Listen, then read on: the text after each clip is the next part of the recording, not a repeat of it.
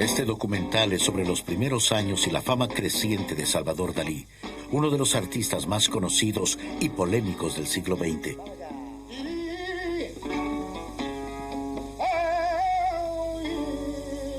Dalí falleció en 1989. Su personalidad se volvió tan famosa como sus pinturas y creó su propio museo en España, que es visitado cada año por multitudes de turistas.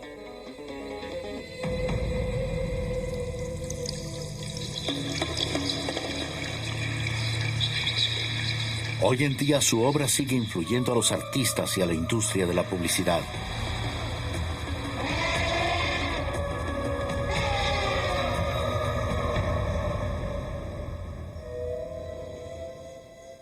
Esta cinta es también sobre la creación de una biografía de Salvador Dalí, escrita por el autor irlandés Jan Gibson.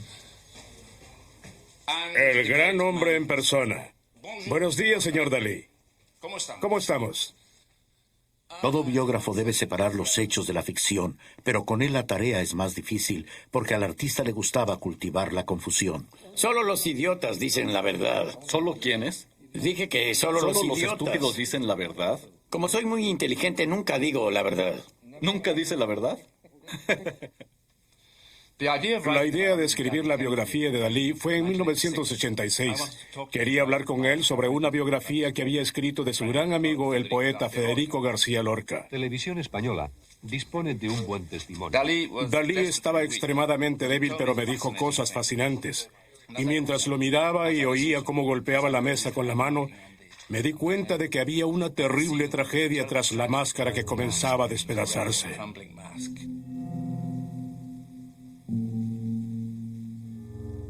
Cuando salí de la habitación sintiéndome triste porque sabía que Dalí no viviría mucho tiempo, decidí comenzar a investigar su vida.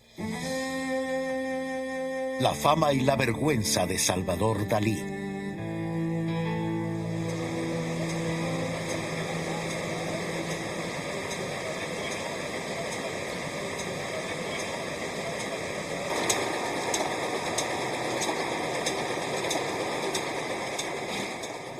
Fue impresionante ver a este enorme monstruo alemán lanzando estampillas con una obra del maestro. El lugar está lleno de magia. A Dalí le hubiera gustado. Le hubiera gustado ver cientos y cientos de su gran masturbador. Dalí fue el exhibicionista más grande de la historia.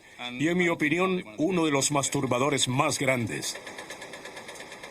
Eso me parece fantástico. Él fue el primero en hablar de la masturbación, ya que es una actividad aceptable.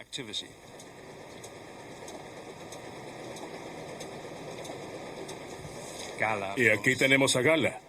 La esposa rusa de Dalí era una persona enigmática que jamás hablaba en público sobre su relación con el pintor.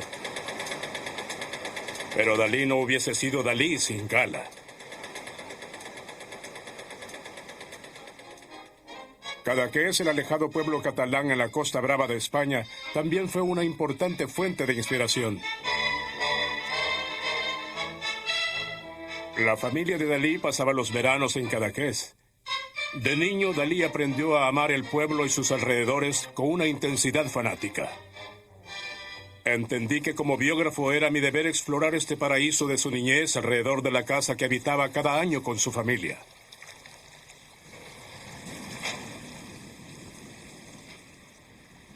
Cuando Dalí era niño, no había carreteras. Uno podía caminar directamente a la playa desde la puerta de la casa. Estaban junto a la orilla del mar. Es un sitio muy solitario, alejado del centro de Cadaqués, una playa privada. Y aquí descubrió un mundo microscópico que lo fascinaría por el resto de su vida.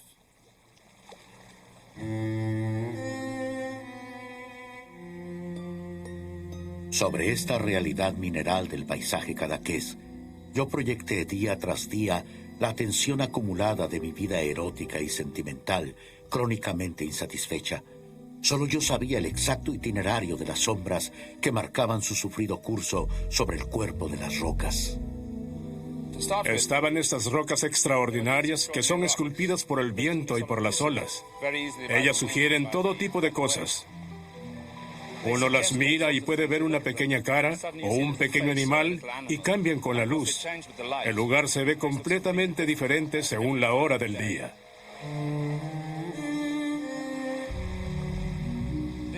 Creo que esto fascinaba a Dalí, las metamorfosis que ocurren constantemente en estas rocas. Creo que ellas influyeron en la forma que Dalí veía el mundo. Las imágenes dobles del artista derivaron de este paisaje.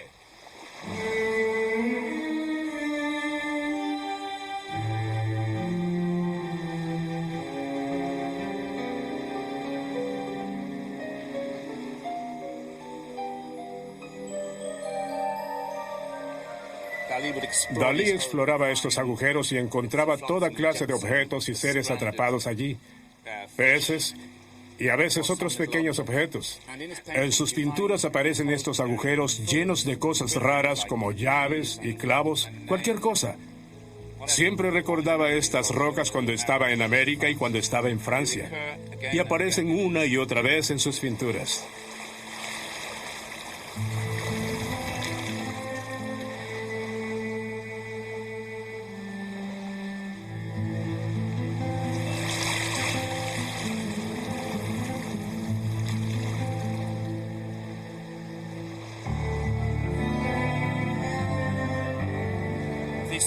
Estos erizos de mar eran el plato favorito de Dalí, y cuando querían celebrar algo, organizaban un festín de erizos, una galetada, el plato más delicioso del mundo.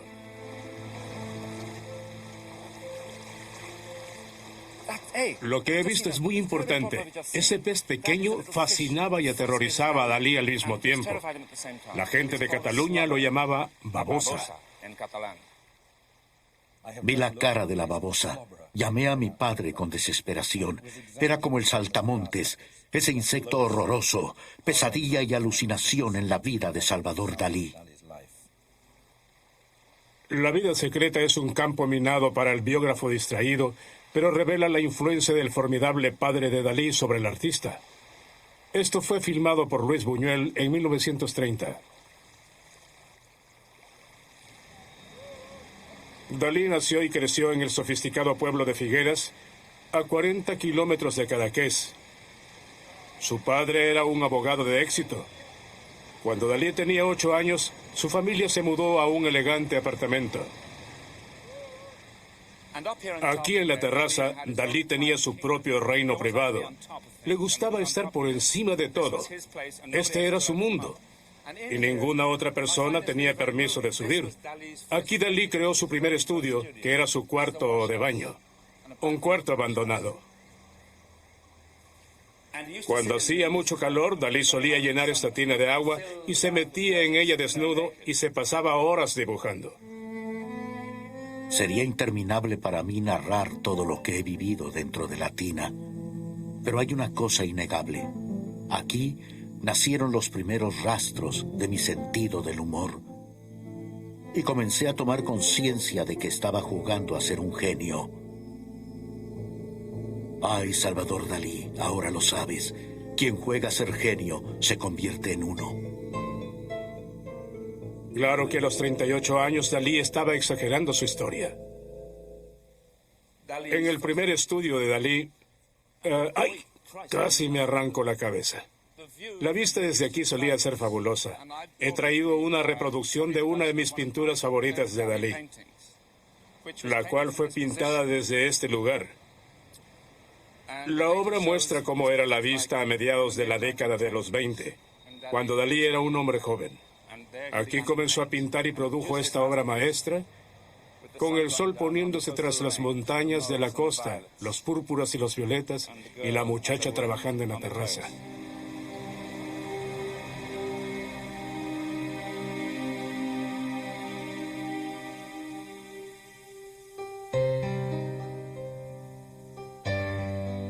Hoy en día uno tarda media hora en viajar desde Cadaqués hasta Figueras, pero cuando Dalí era joven era un viaje mucho más difícil. Cadaqués era el tema perfecto para un joven artista. Una de sus amigas de la infancia todavía vive allí. La luz de Cadaqués probablemente causó la coloración extraña de sus pinturas, porque sus pinturas tenían colores muy brillantes, pero no eran colores comunes, eran colores inventados por él. Él los creó.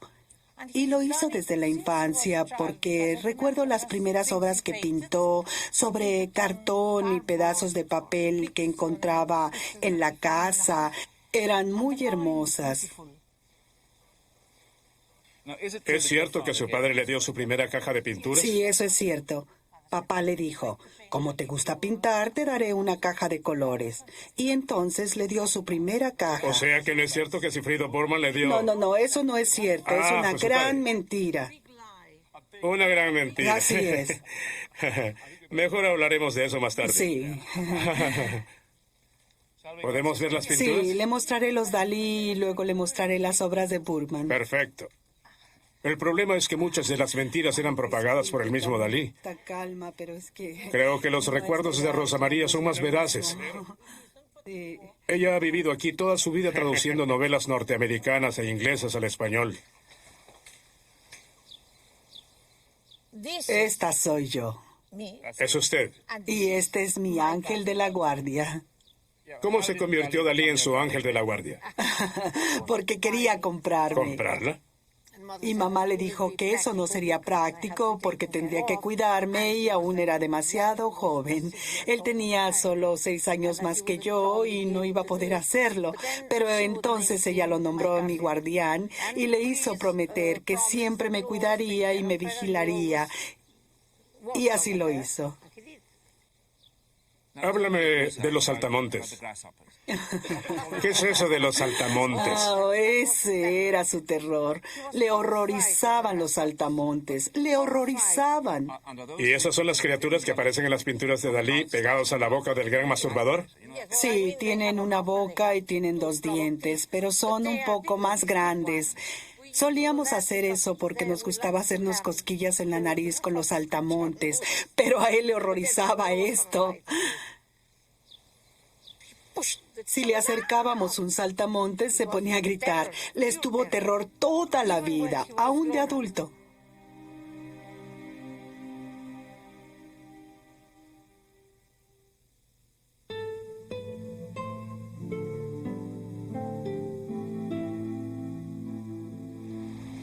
Estoy parado en la punta de la península de Cadaqués, Sortel. Y al otro lado de la bahía hay un faro muy pintoresco. Es el faro de Cala Nance y él marca la frontera sur del paraíso infantil de Dalí. Es agosto, hace calor. La temperatura es sensual. Hay muchos cuerpos desnudos, cuerpos que a Dalí le hubiera gustado observar en las rocas. Algunos son grandes, otros pequeños, pero desde aquí todos se ven bastante bien. En sus primeras pinturas, Dalí experimentó con diferentes estilos. Pero el erotismo fue un tema constante en sus obras.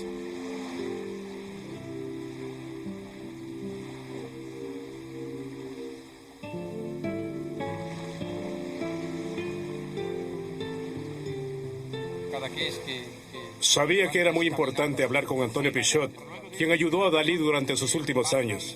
Él fue quien me presentó al pintor. Viene de una familia de bohemios cultos que se hicieron amigos de Dalí cuando éste era niño. Las obras de su tío, Ramón Pichot, fueron las primeras pinturas impresionistas que inspiraron al joven artista. Pero realmente, Antonio, estoy viendo que la relación de los Dalí con los Pichot es fundamental en la vida de Salvador y en su obra. Fundamental. Que sin vosotros no hay Dalí. Vamos, Dalí es diferente. Bueno, Dalí hubiera sido exactamente Dalí, pero fue una gran influencia la que tuvo la familia Pichot en él y que le dio impulso, y eso Dalí lo reconoció toda su vida, que no solamente el Pepito y la familia Pichot, sino también la pintura de Ramón Pichot, el impresionismo. Un ciprés. Un ciprés Porque he inmenso. estado mirando aquí al ciprés. Yo vivo junto al ciprés, es un ciprés maravilloso. ¿Y Dalí apreciaba este ciprés? Bueno, cada vez que venía aquí, lo primero que hacía antes de saludar a la familia ni a nadie, saludaba al ciprés. No me digas. Le daba un gran abrazo y entonces decía una cosa que yo dudo un poco de que fuese cierta. Decía, lo he plantado yo. Pero como todas las cosas de Dalí que eran un poco a veces dudosas, tenía una base de realidad. Seguramente él debió vivir los días que con Pepito hacían labores de jardinería aquí en Cadaqués, en los primeros años del siglo. Este es Pepito ya mayor con el niño Dalí, y es el primero que dijo que Dalí era genial, que Dalí esto lo recordó toda su vida. Y esta silla que veis aquí es exactamente esta mía. ¿Esta silla? Sí, completamente la misma. Sí, siéntate así. Bueno, vamos a ver. ¿Ves? Fíjate. Creo que Ana María tenía la espalda más bonita que la mía, profe. Es que era la modelo. Mira, aquí está. Aquí también. Sí. Siempre aparece Ana María en todos los momentos. Era un personaje fascinante. Mira. Ana María, 5 años menor que Dalí, fue su modelo hasta los 25 años. Era una relación casi incestuosa y ella se sintió cruelmente rechazada cuando otras personas la reemplazaron en el arte y el afecto del pintor. No me caigas encima, Antonio. Lo procuraré. Que caigas importa menos, pero encima de mí. La Torre de Mulí me pareció un sitio mágico, construido con el propósito de reflejar mis fantasías y mis sueños. Este catálogo pesa 2 kilos. La altura de la torre donde me encontré excedía todo lo que había imaginado.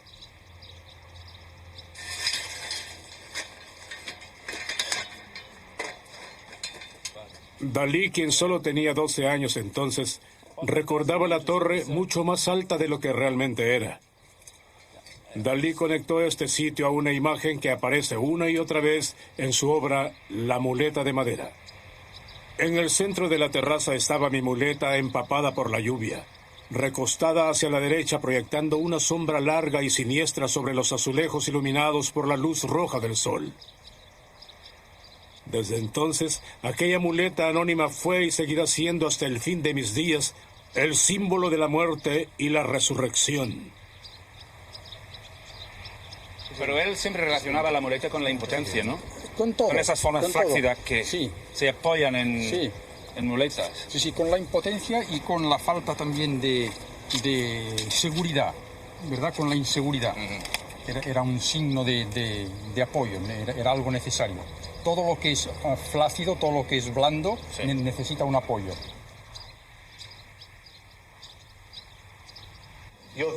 ¿Le gustan mucho las muletas?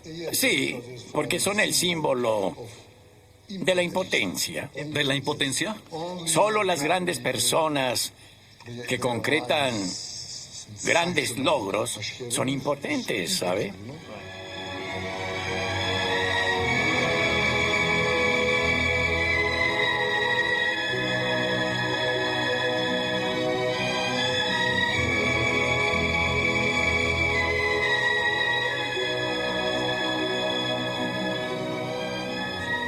Bravo, bravo, bravo, bravo. Bonjour, bonjour.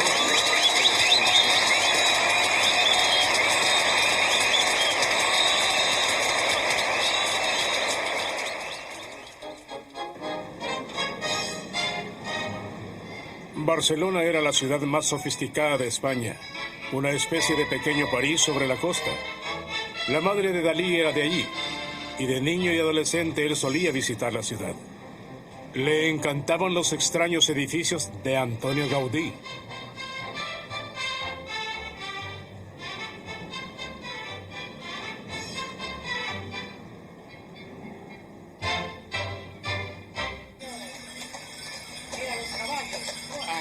Este lugar en donde estoy, este bar, solía ser una famosa librería. La librería más famosa de Barcelona, la librería Verdaguer. La librería de su tío Anselmo Dominic. Fue el centro del renacimiento literario en el siglo XIX y Dalí venía aquí.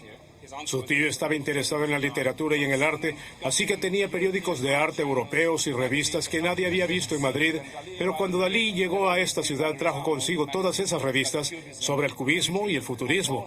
Así que este es uno de los sitios mágicos de la adolescencia de Dalí. En 1922, habiendo completado su bachillerato, Dalí fue enviado por su ambicioso padre a estudiar pintura en la Real Academia de Madrid. Se alojó en la famosa residencia estudiantil, la vivienda de universidad más avanzada del país.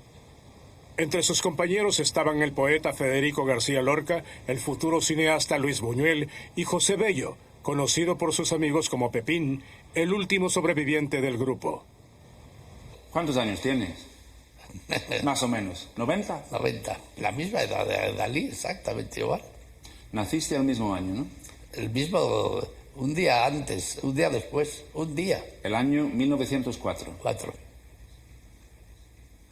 Y un día pasé por la habitación, que era en el segundo pabellón, en la planta baja, pasé por su habitación y estaba la puerta abierta y estaba él dentro y me metí. Estaban allí porque estaba todo el suelo lleno de dibujos y las paredes y tal. Y le dije, ¿esto es tuyo? ¿Estos son? Dijo, sí, son. Y yo lo estoy viendo y me parecieron estupendos. Y Dalí iba vestido con una... Bueno, llevaba una melena negra, una boina de punto, pero que se la metía hasta las orejas, y una chaqueta de terciopelo negro. ¿Y vosotros ibais muy correctamente vestidos? ¿No? Normales. No, correctos, normales. No se prescindía de la corbata nunca. Íbamos con corbata siempre. Te ruego que me expliques un poco, porque Dalí, claro, es conocido mundialmente como el gran exhibicionista y Dalí y tal y cual, pero tú has dicho... Eso es la reacción a su timidez. Esa audacia de la que ha presumido y ha pasado a la posteridad, esa audacia de Dalí, ese desgarro de Dalí, eso es la lucha contra su propia timidez. Y Dalí era un tímido absolutamente, un tímido de arriba abajo. Tú has dicho que... Dalí era un tímido casi patológico. ¿Se expresaba en castellano? Sí. Sí, pero de una manera muy catalana o cómo era... ¿Tenía problemas a la hora de decir cosas? No tenía problemas. Él hablaba el español relativamente mal, pero como hablaba el catalán mal, y el francés mal, y el inglés mal, se hablaban todos mal.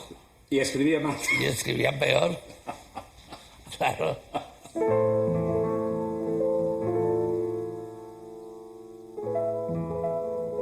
El grupo se enviaba dibujos humorísticos todo el tiempo.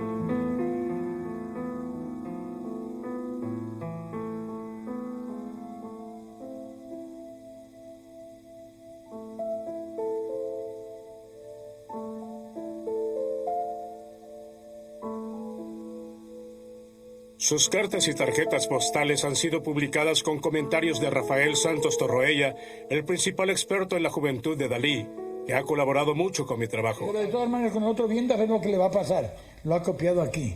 Míralo, es él. Es el ves con un ojo tapado. Con un ojo tapado y con el otro abierto espiando lo que ve.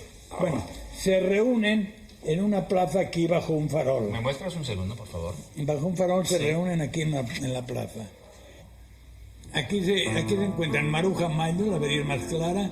Aquí Dalí, veis la melena en la sombra, igual que aquí. Y Buñuel aparece, y aquí Buñuel, míralo, con su... Aquí está Buñuel. Sí. El que le sigue es Buñuel, con las espaldas cuadradas. El que le sigue es Dalí, alto, con aquellas melenas, que parecía una chica.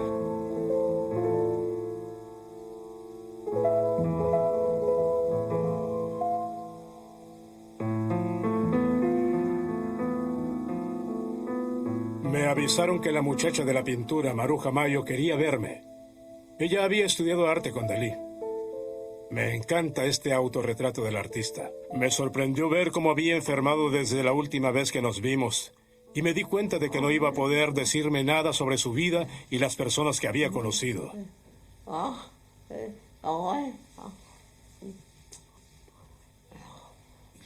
Ella recuerda a Dalí, recuerda a Lorca, recuerda a Buñuel. El nuevo movimiento en Madrid era no usar sombreros, porque a principios de los años 20 todo el mundo usaba sombreros. El movimiento fue llamado sin sombrerismo, y Maruja era el líder del grupo que se negaba a usar sombreros, algo considerado muy poco convencional. Era una dama muy poco convencional. fuimos sencillamente los iniciadores del sinsombrerismo. Y después nos impulsó un deseo inmenso de conocer los cantos gregorianos de Silos.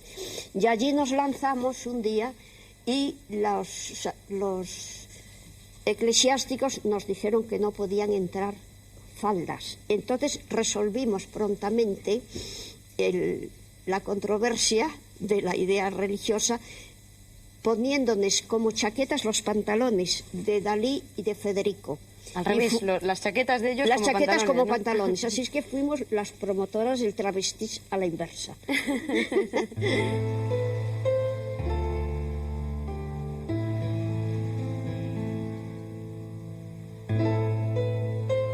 Lorca fue un gran amigo de Dalí y visitó al pintor en Cadaqués en 1925 y en 1927. Se llevaba muy bien con la familia de Dalí y aparecen muchas fotografías, dibujos y pinturas. En una de las fotografías vemos a Lorca jugando una de sus bromas favoritas, haciéndose el muerto. Dalí usó esa foto para realizar su primer retrato del poeta.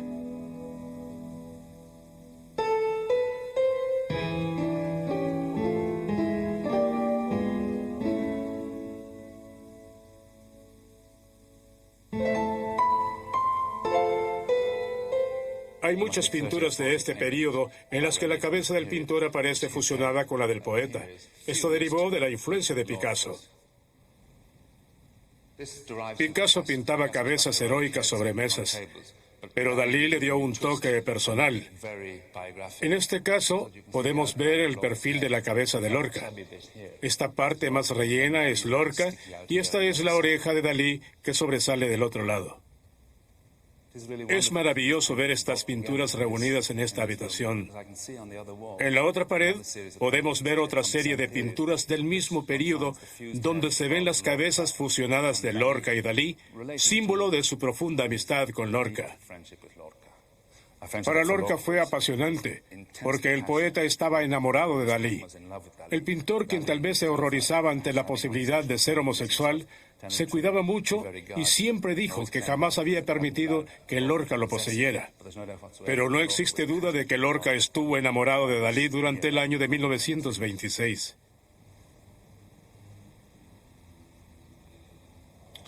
Aquí a la derecha vemos la cabeza de Lorca, su cabeza decapitada, tirada a la orilla del mar. Durmiendo plácidamente o muerto, no sabemos, pero es una playa cubierta con miembros amputados y sugerencias de muerte pintadas de una manera grotesca con extrema precisión. Esta es una playa espectral.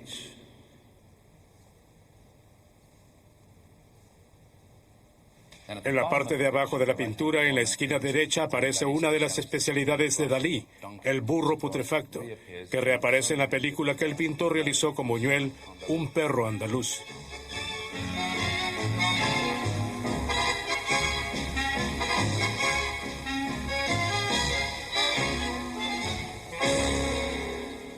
El mismo Dalí protagonizó a uno de los sacerdotes de la película.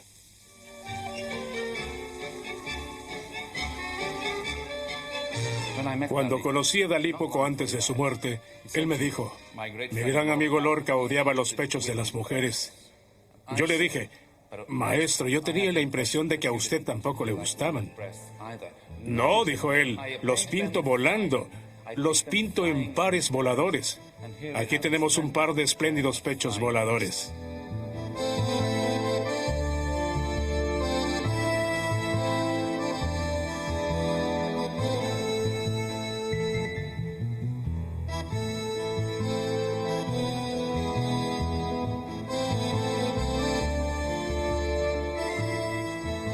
Y acabo de ver que el burro está siendo acosado por un hexágono. Parece como si el hexágono sodomista estuviera tratando de violar al burro, mientras el burro está ocupado atrapando peces. Y si seguimos la figura con la vista, vemos que en la parte de arriba hay una mano roja con venas hinchadas. Esta mano ha sido interpretada por los críticos como la mano roja del masturbador. El masturbador es atrapado con las manos en la masa de sus fantasías.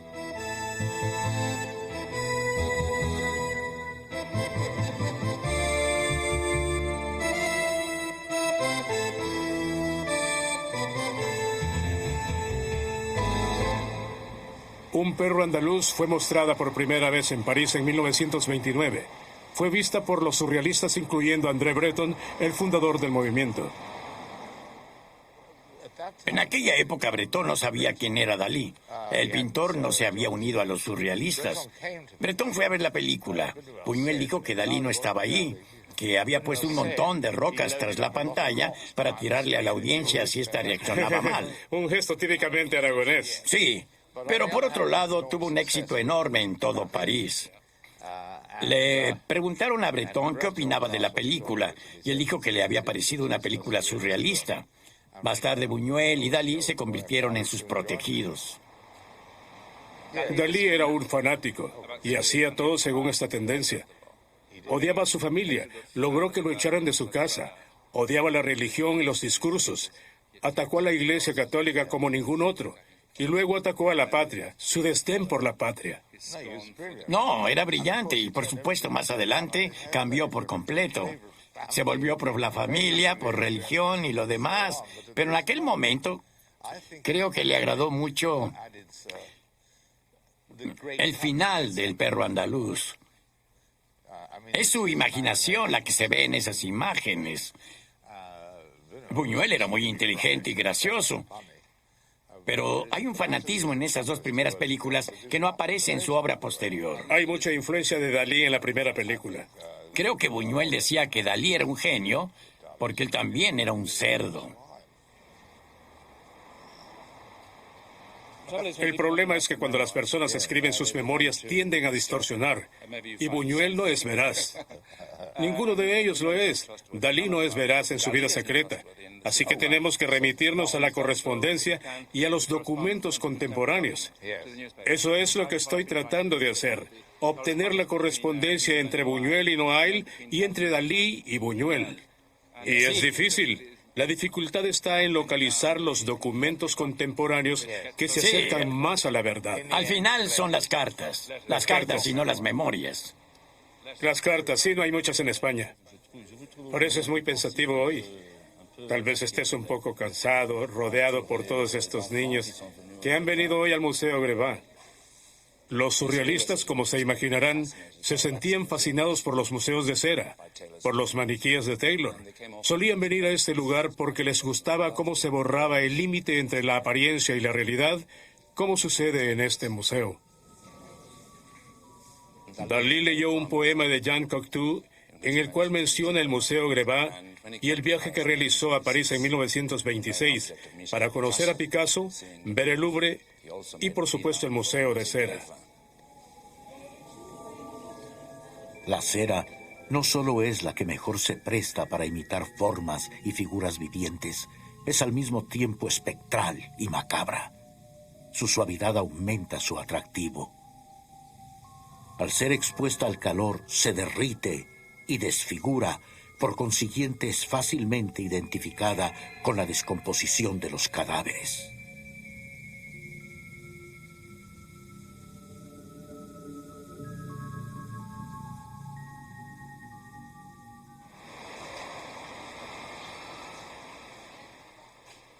A Dalí le encantaban las entradas al subterráneo de París.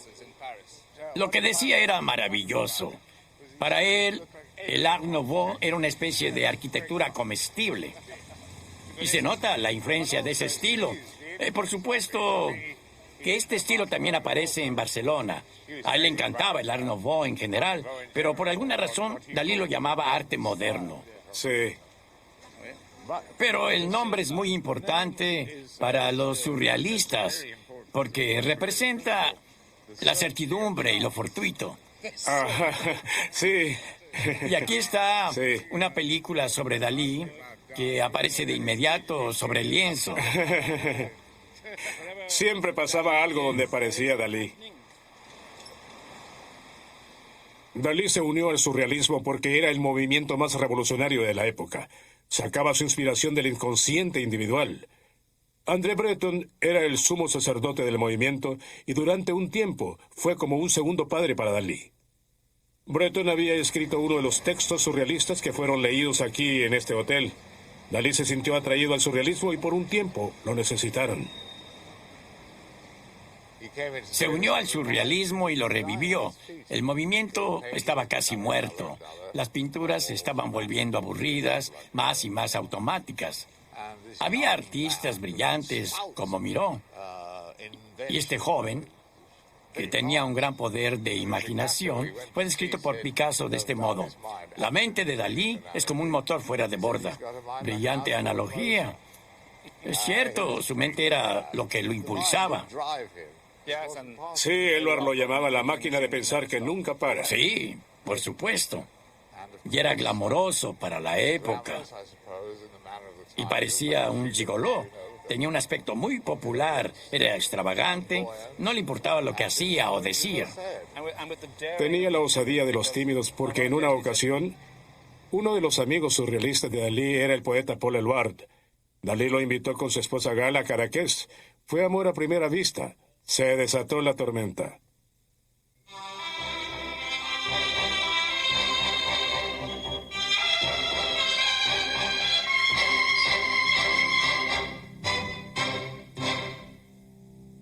Gala era una misteriosa mujer rusa con un cuerpo fabuloso que se había acostado con todo el mundo. Dalí no se había acostado con nadie y fue iniciado por una de las personas más experimentadas en el asunto. Después de aquel momento, jamás volvió a ser el mismo.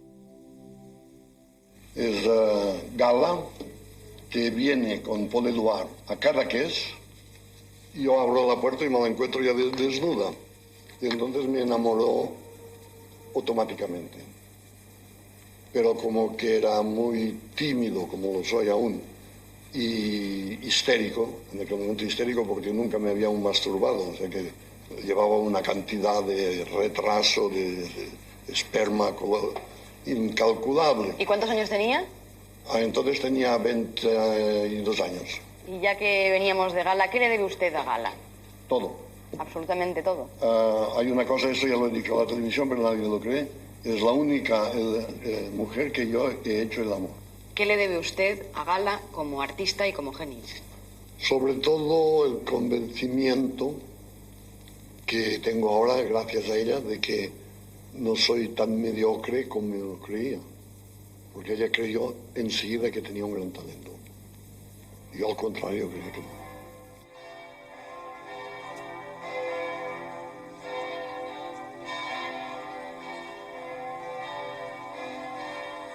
Esta es la Rue Becquerel, en Montmartre, al pie del Sacré-Cœur.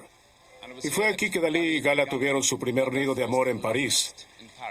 El apartamento había sido alquilado por Paul Éluard para él y Gala, pero fue él quien se mudó a vivir allí.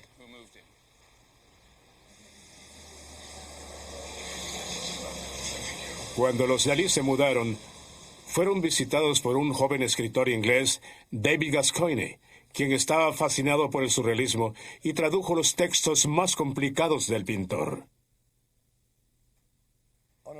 En un caballete, en medio del apartamento había, aquí está, una hogaza de pan y un tintero basado en el Angelus de Millet. Esa era una de las características del estudio y la otra era un enorme lienzo titulado El Gran Masturbador. Lo cual debe haberle sorprendido bastante. Hubiera sorprendido a cualquiera, sí. Su interpretación del Angelus de Millet es que la campesina es una mantis religiosa y este hombre está ocultando su erección con un sombrero. No es tanto una pintura antirreligiosa, sino más bien una ilustración de sus obsesiones, pero poseía una técnica extraordinaria. Creo que algunas de sus pinturas de ese periodo, antes de ir a América, son las mejores. Recuerdo que una vez me mostró sus pinceles y uno de ellos tenía unos 3 pelos diminutos. Era un pincel diminuto. Pintaba con gran pasión. ¿Usaba una lupa? Sí, así es. Tenía una pequeña lupa como la que usan los joyeros y se la colocaba ante el ojo para pintar ciertos detalles. ¿En serio? Así es, era un maestro de la técnica. La pintura La persistencia de la memoria se le ocurrió a Dalí una noche después de haber comido un trozo de queso Camembert. Galia se había ido al cine y cuando regresó se quedó allí parada y dijo: nadie olvidará esta imagen. Él colaboró conmigo. Me mostró varios objetos en su estudio. Por ejemplo, para ilustrar su idea de las imágenes dobles, lo paranoico, usó una maravillosa tarjeta postal que descubrió en un mercado popular. Y en ella se ve un grupo de africanos sentados ante una choza. Le dio vuelta a la imagen, la puso de costado y vio un rostro en ella. Luego pintó una pequeña pintura con la imagen. En ella reprodujo la tarjeta, pero acentuó el rostro y la llamó Retrato del Marqués de Sade. Uno puede usar esta explicación de la imagen doble con el truco visual hecho para ilustrar a las personas que tienen manía persecutoria y ven la prueba de su persecución en un objeto del mundo exterior. Uno puede saber e interesarse en eso y hasta usar el concepto como teoría sin necesariamente temer volverse loco. Por supuesto. Yo creo que Dalí tenía razón cuando decía que era un loco que no estaba loco.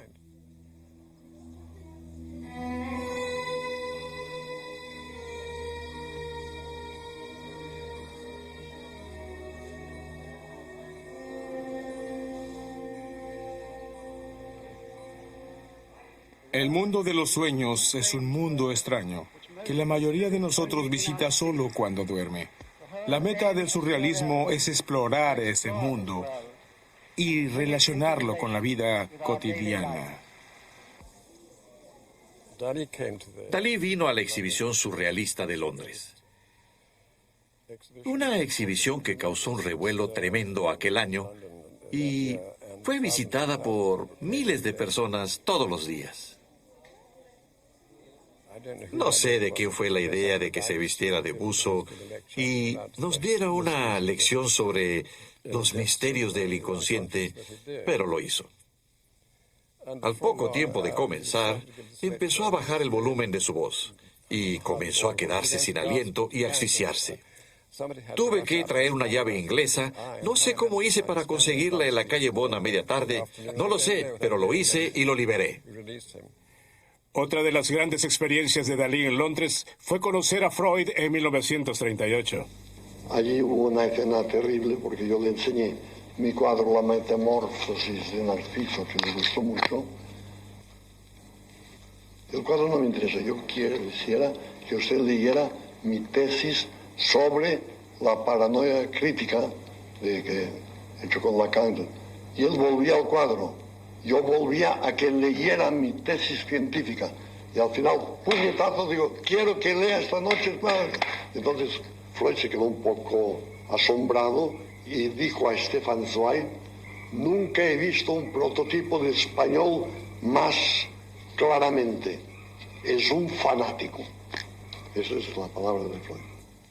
Dalí leyó a Freud en 1920, cuando su libro fue publicado en Madrid. Y cuando llegó a París en 1929, sabía tanto sobre Freud como los mismos surrealistas. Gala también era una discípula ávida.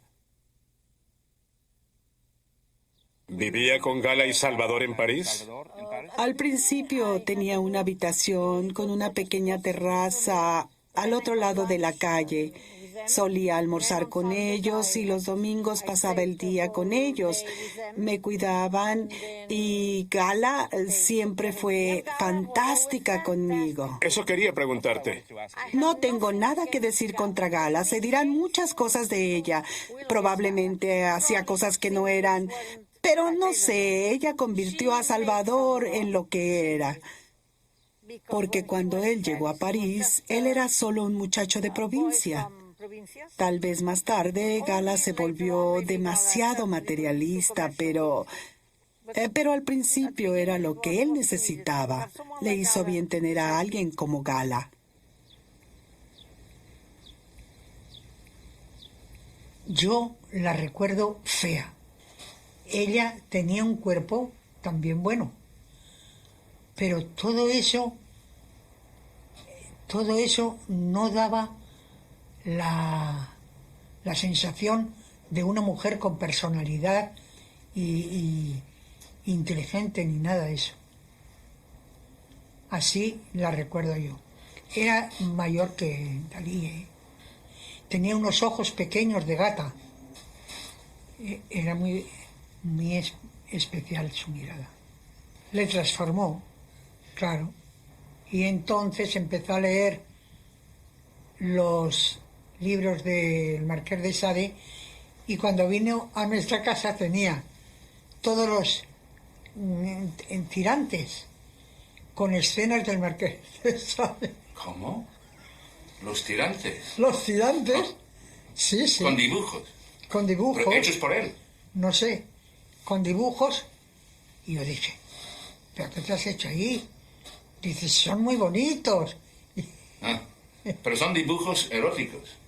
Claro, el Marqués de Sade, ¿cómo van a ser? Para Dalí, la vergüenza y el deseo sexual estaban entrañablemente unidos, y desde la adolescencia realizó miles de dibujos eróticos. ¿Tú sabes lo que le hizo al padre? ¿No? Pues el padre decía, cuando llevó a Cadaqués, a Aragón, a Plever, a todos los surrealistas, se bañaban desnudos con unos collares de rosas y entraban y el notario dijo, ¿pero qué es eso? Tus amigos son unos depravados y tal. No son depravados, y mira, lo que te debo te lo doy. Y cogió un plástico, echó el semen y se lo mandó a la padre. ¿Pero cómo sabes tú eso? ¿Quién te ha dicho esto? Hombre, lo he presenciado. ¿Cómo? ¿Que Dalí mandó un paquete de esperma? Sí. ¿A su padre? A su padre, sí. ¿Cómo es posible? Pues...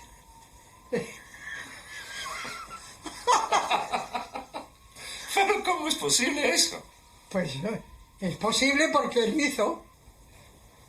Y el padre dijo, ya no quiero tratar contigo. Se enfadó muchísimo. Ah, es normal, ¿no?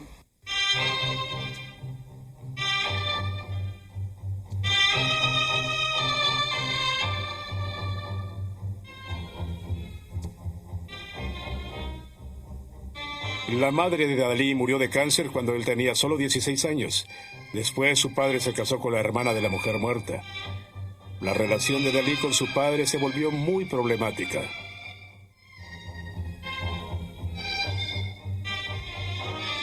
Esta pintura es muy importante porque es la que hizo que el padre de Dalí lo echara de la casa. Fue exhibida a finales de 1920 y es una figura de Dios. Aquí está el Sagrado Corazón y Dalí escribió en francés: a veces para divertirme escupo sobre el retrato de mi madre. Es el retrato de madre más extraño que ha realizado un artista. Fue terrible. Fue un choque horrible para el padre porque la madre había muerto en 1921, 8 o 9 años antes, y fue una terrible tragedia familiar. El aspecto más sagrado de la familia era la madre, y escupir sobre el retrato de la madre fue un gran insulto para el padre, quien lo echó de inmediato de la casa. Dalí estaba decidido a no ser echado de la zona por su padre tiránico, así que se compró una colina en Puerto Ligat, justo frente a la propiedad del padre. Ahí se estableció con Gala, y con el paso del tiempo expandió la propiedad y agregó varias cabañas. Dalí pintó la bahía del Puerto Ligat una y otra vez. Era uno de los lugares que más le gustaban, y una de las cosas que debió gustarle era que Puerto Ligat era el primer sitio que recibía los rayos del sol en España. El padre y la hermana de Dalí están sepultados en el pequeño cementerio San Baldiri, a medio camino entre Cadaqués y Puerto Ligat. La ironía es que desde el cementerio puede verse la casa de Dalí, la cual nunca pudieron visitar. Pero no, porque ellos eran de allí y ella estaba al arrimo de su padre. Ella no dejó nunca el sitio de su padre allí. Sí, este fue el dominio de Salvador. Y hay otra razón para la que no viniera, era también el dominio de Gala. Y por eso no podía venir la familia. Pero es patético, Rafael, ¿no? Patético, muy patético. El padre y Ana María Dalí Domènech, la hija, incluso estuve invitado por ellos en su casa. Aquí conservo un gran recuerdo. Era una persona excepcional, el padre muy enérgico, muy fuerte de carácter, pero al mismo tiempo era una persona muy cordial, muy amena, muy recibiendo siempre muy bien a los amigos y a las personas. Adoraba a su hijo, pero es esa relación de amor-odio que se da a veces en las relaciones paterno-filiales, ¿no? Dalí amaba a su padre extraordinariamente. Lo temía porque era muy autoritario, pero precisamente lo admiraba porque veía en él lo que a él le faltaba, esa autoridad que él quería tener igual que el padre, pero no conseguía imponerla como quería. Y Ana María Dalí, la sombra de su hermano continuamente, que también adoraba a su hermano, estaba enamorada de su hermano, y también es la tragedia de Salvador. Salvador destruía todo lo que quería. Las cosas que escribió de su hermana, el poema L'amour et la mémoire, es de las cosas más horribles que un hermano puede escribir de una hermana.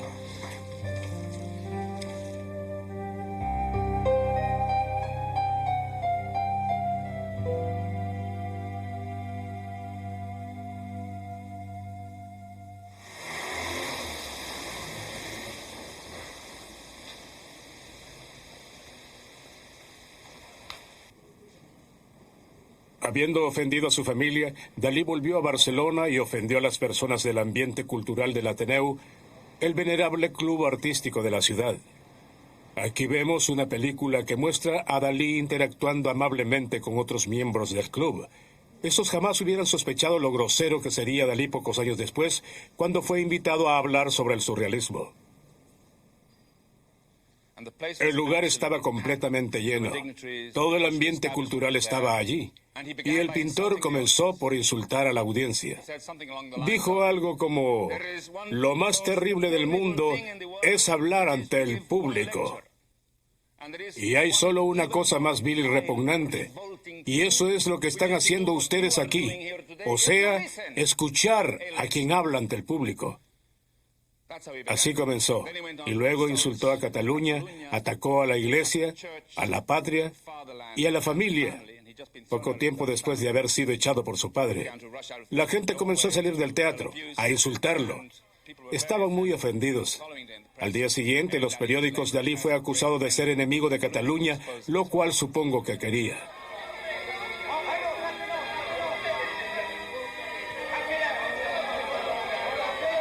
Dalí estaba decidido a sorprender a la gente, tal como su amigo Buñuel, y la película que produjeron juntos, La Edad de Oro, intentó hacerlo a escala monumental.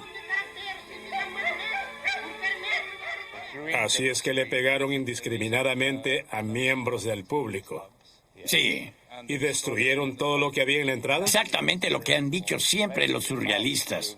Les encantaba irritar a sus enemigos, tanto así que utilizaban la violencia.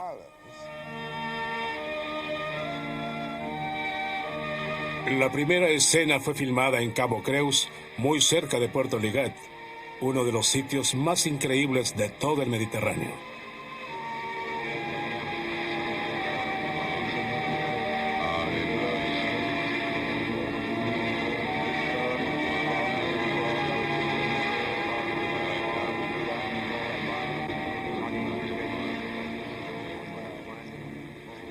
Dalí decía que en Creus se cruzaban los vientos de Cataluña, que era un lugar de ilusiones ópticas donde ocurrían raras metamorfosis ante los ojos.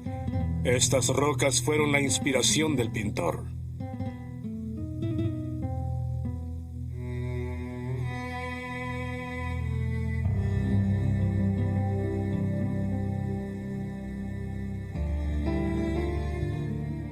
Una vez más el rostro oculto de la vergüenza.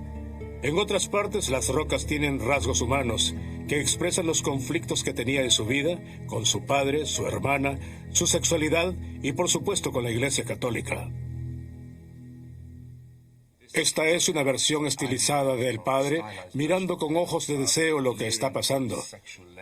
Sobre su hombro se apoya una figura que parece avergonzarse porque a él le aterrorizaba el sexo y se avergonzaba de su cuerpo. Todo esto le fue enseñado durante la niñez y jamás logró superarlo por completo. Como pueden ver, esta es la hostia y este es el cáliz. Y hay sangre en el centro de la hostia y Dalí está como escupiendo, pero la escupida es como un símbolo de su esperma. Lo que Dalí ha hecho aquí es convertir al símbolo supremo del mensaje cristiano en un símbolo de horror. Pues lo más repugnante que puede hacerle un cristiano al cáliz sagrado y a la hostia sagrada es masturbarse sobre ellos. Y eso es lo que ocurre en esta imagen, a pesar de no ser visto por muchas personas que la miran.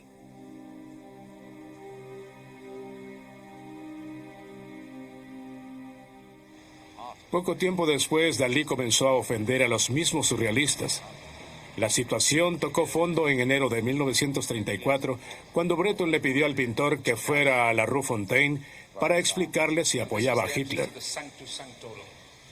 Dalí fue llamado porque comenzó a retratar mucho a Hitler y no paraba de hablar del gran paranoico de Berchtesgaden. Y los surrealistas eran violentamente antinazis. Así que reunieron una especie de tribunal en Rue Fontaine. Todos estaban ahí. Uno de los participantes dice que Dalí apareció diciendo que tenía un resfriado y con 12 suéteres puestos uno encima del otro que se ponía y se sacaba continuamente, mientras le preguntaban ¿por qué pintas a Hitler?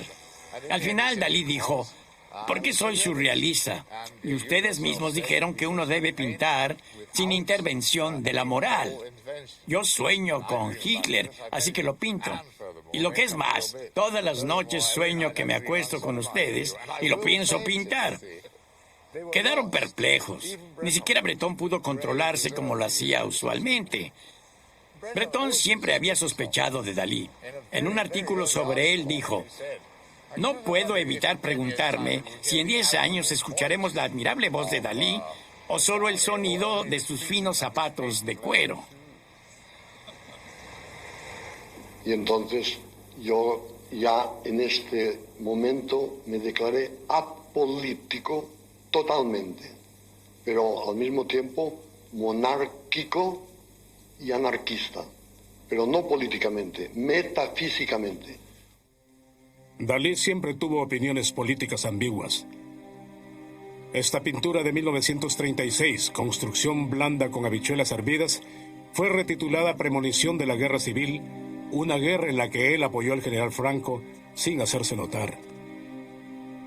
Dalí y Gala pasaron 3 años de la Guerra Civil en París, pero cuando los alemanes invadieron Francia, se marcharon a Nueva York. Dalí ya había estado en esa ciudad y entonces Nueva York se convirtió en un puerto seguro y en una potencial mina de oro.